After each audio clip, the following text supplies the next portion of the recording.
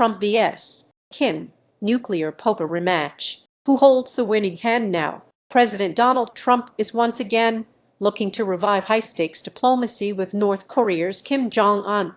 But this time, he faces a dramatically different landscape. North Korea now boasts a larger nuclear arsenal and a powerful new ally in Russia, giving Kim Jong Un far less incentive to strike a sweeping deal than he did during Trump's first term. Adding to the complexity, Trump also finds himself locked in a nuclear standoff with Iran. Unlike Iran, however, North Korea already possesses a mature nuclear arsenal and multiple ways to deliver those weapons. This leaves Trump with little prospect of eliminating the threat militarily and a much narrower path to a breakthrough deal than he had 8 years ago. Experts suggest Trump might see renewed North Korea diplomacy as a strategic move, a way to shift attention from Iran and an opportunity to reduce the number of adversaries the U.S. confronts. There's simply no military solution for a country with dozens of nuclear weapons and various delivery systems. This new reality means a complete denuclearization agreement is increasingly out of reach.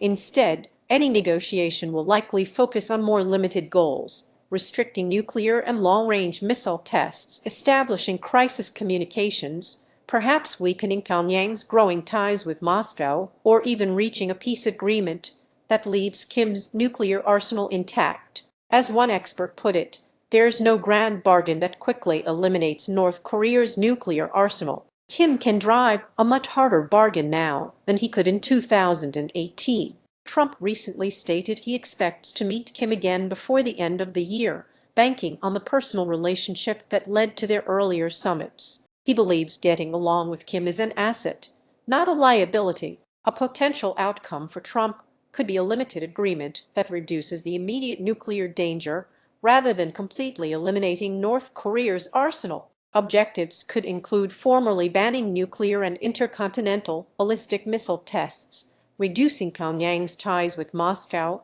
and establishing a direct crisis management channel between the two nations. Trump might also be interested in a peace declaration, allowing him to claim progress on a conflict technically unresolved since 1953. Washington's bargaining chips include phased sanctions relief, reductions in military exercises, a possible peace agreement, and the political value of direct engagement with a U.S. president. For Kim, a deal that leaves his nuclear weapons intact could itself be seen as a victory, moving him closer to his regime's long-term goal of being accepted as a nuclear weapons state. Kim may also want to keep Trump engaged as a way to reduce the risk of military confrontation, given the president's willingness to use force. In fact, Trump may have already made his first play, reducing joint exercises with South Korea, a step he also took during his first term of diplomacy with Kim. However, North Korea dismissed this move as insufficient, launching about 10 short-range ballistic missiles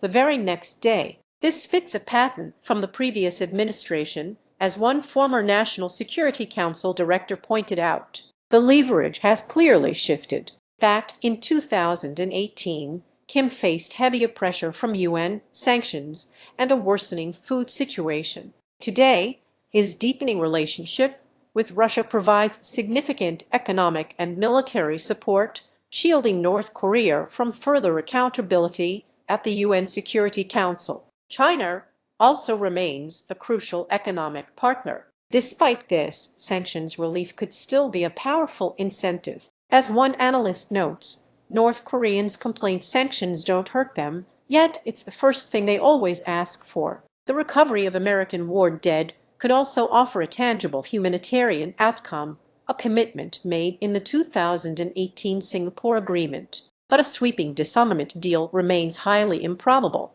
Experts suggest Trump should focus on measures that reduce nuclear risk and slow the program's growth, such as a missile test moratorium, crisis communication, and a potential freeze on nuclear development. While a return of International Atomic Energy Agency inspectors is unlikely early on, satellite imagery could still help monitor reactor operations and missile testing. A direct crisis management channel is critically important. Currently, Washington has no established direct military line to Pyongyang.